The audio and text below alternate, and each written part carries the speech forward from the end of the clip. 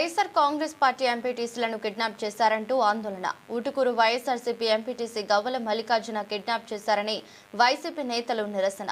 Vote వేయడానికి వెళ్తున్న 5గురు YCP ఎంపీటీసీలను అడ్డుకున్న తెలుగుదేశం పార్టీ నేతలు.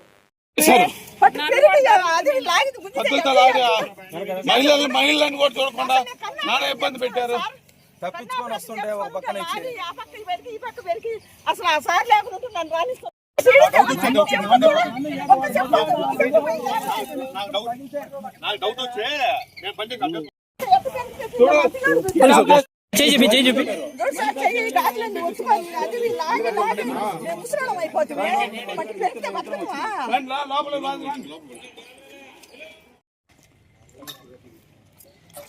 అన్నయ్య ఒక నిమిషం కానీ పాపకన్నా ఎట్లా